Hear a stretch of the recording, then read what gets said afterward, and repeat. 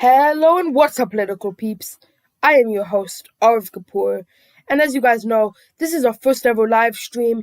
We're here to celebrate Christmas, if you celebrate again, and check it out and see what Christmas is about. Check out some of the origins and customs. We're going to be starting here in just a couple of minutes.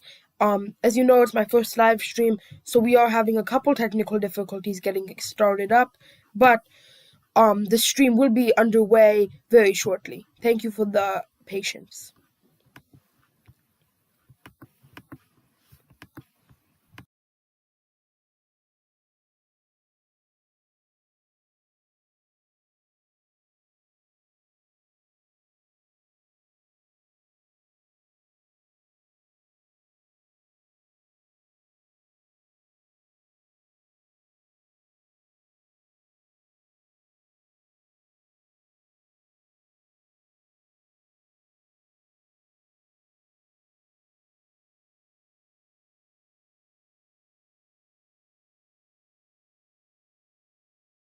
Okay, political peeps, again, I apologize for the wait, but right now we're going to get started here on the GeoPolitical YouTube channel for our first ever live stream, this time honoring Christmas. Let's jump right into it. So welcome again, GeoPolitical live stream starting. Okay, now, you may be wondering, Christmas is such a highly celebrated holiday all across the United States, but where did it come from originally, before, and how did it develop once Jesus was born and after Jesus was born? So if you didn't know, today, Christmas celebrates the birth of Jesus Christ, but Christmas was around, and holidays around this time were still existing prior to Jesus' birth. Because during this time, at the end of December, near the winter solstice, which is December 21st, it has always been a very celebratory time where people leave the dark and long days behind and rejoice for long and warm days. For example, there was a holiday in Scandinavia, which Norse people actually celebrated on December 21st, which lasted all the way until January, where they burned logs and each spark was representing a new animal that came in the new year. And this was a very happy time as well, because this time in Europe, people killed all their cattle and animals so they could not have to take up food and resources over the long and grueling winter, so they would get to eat that meat that came from them. But then once Jesus was born, they actually never celebrated his birthday. They actually only celebrated him on Easter. But eventually, the Pope decided, and the Church decided, that they should probably honor Jesus' birthday as well.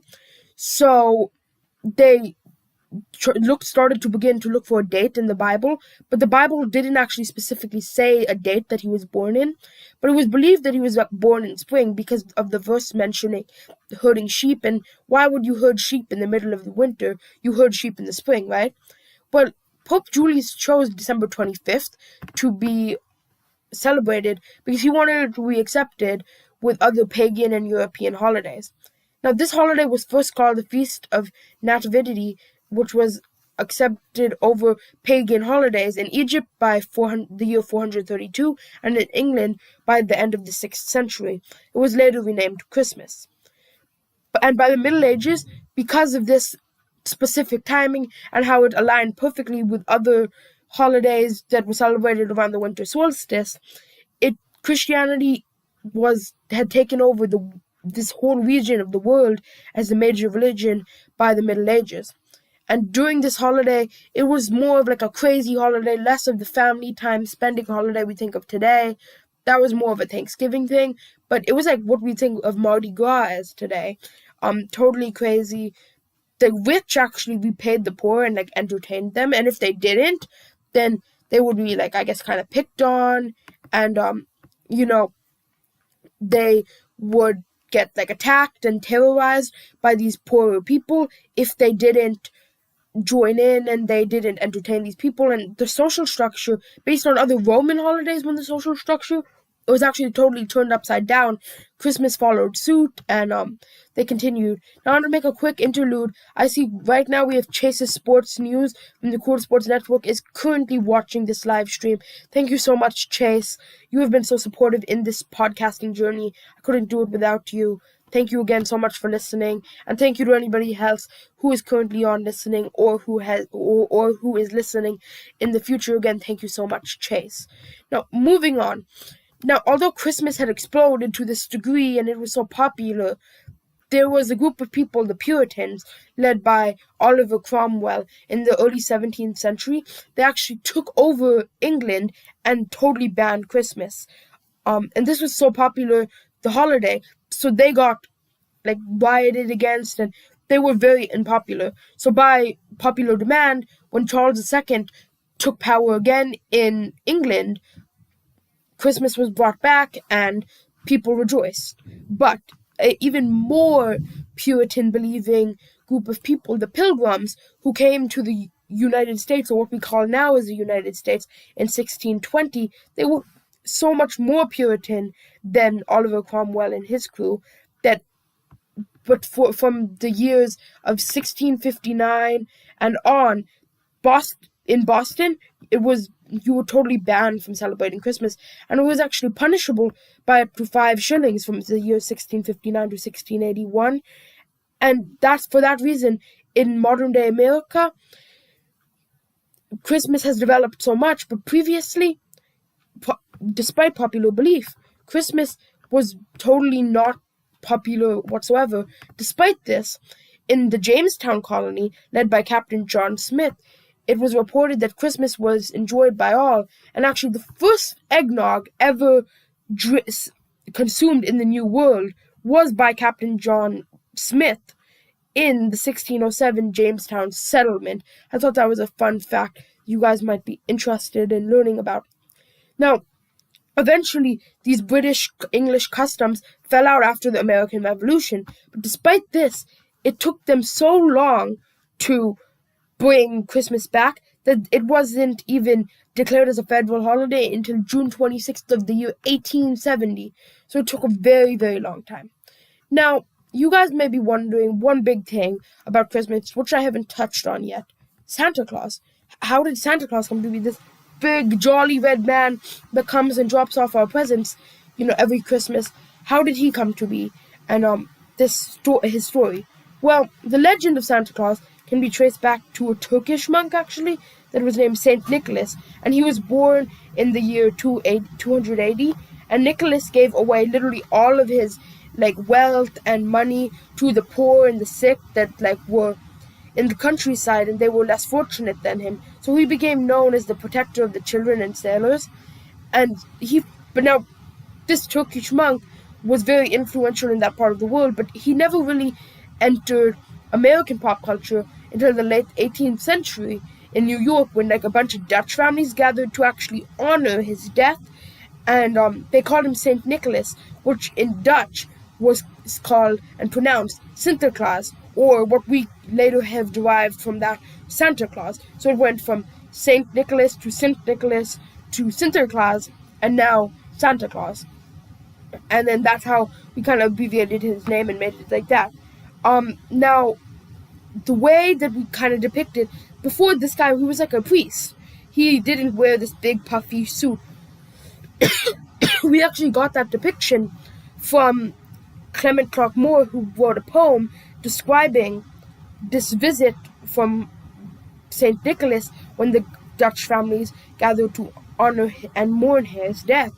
And it was called An Account of a Visit from St. Nicholas, which is now more popularly known by the first line that the poem has, "'Twas the night before Christmas."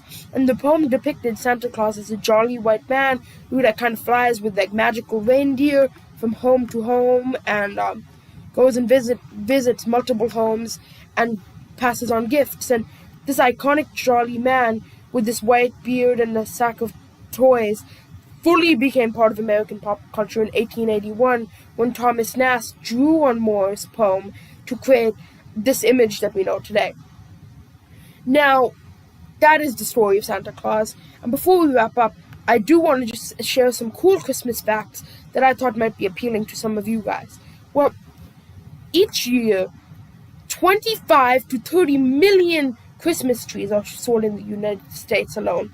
That is 15,000 Christmas tree farms in the United States distributing these 30 million Christmas trees. And these are just the real Christmas trees, not to mention the amount of people who are getting these fake Christmas trees because of the fire hazards, etc. And in addition to this, many of you might not know, I just mentioned it, Christmas wasn't even accepted as a holiday in the United States, a federal holiday, until June 26th, 1870, which is like 100 totally crazy, because think of this most influential holiday in the United States. Like Thanksgiving was accepted like during that time as well. These influential holidays weren't developed until Civil War time, because before this, Americans were still trying to build what they are. They were still trying to build the society, trying to establish the rule, Bill of Rights, amendments, Constitution. But after this, as the Civil War began to dial down, they began to settle into what America is today, and that's how these holidays got, passed through Congress and accepted. Now, another fun fact is, according to the Guinness Book of World Records, the world's tallest Christmas tree was 67.36 meters tall, or 221 feet, in Douglas Field, and it was erected and decorated at the Northgate Shopping Center in Seattle, Washington, originally in December of 1950, and again in 2021 in that same region in Oklahoma. It was home to another world's largest current Christmas tree, which this time only was 140 feet tall, but different than that original Douglas Field Christmas tree, but still very cool. In addition to this, Rudolph, which is rumored to be the most famous reindeer of all, was actually a product of Robert L. May's imagination in 1939, and the copywriter wrote a poem about the reindeer, and it was essentially to help lure kids and people into the Montgomery Ward department store. They wanted kids to look through the window oh my god, it's the reindeer, magical reindeer, flying Santa Claus, and that's kind of how Rudolph the Red-Nosed Reindeer came to be. And with that, thank you all so much for listening into the GeoPolitical's first ever live stream. I had so much fun being on here. Thank you to everybody who, checked this out. I know we have one viewer currently, but I know that's just going to slowly build. We're going to get more and more people joining in. Next live stream, I hope to see you guys again. Again, thank you all for listening in. And with that, you guys know the drill. Have a great day. Peace out, dudes.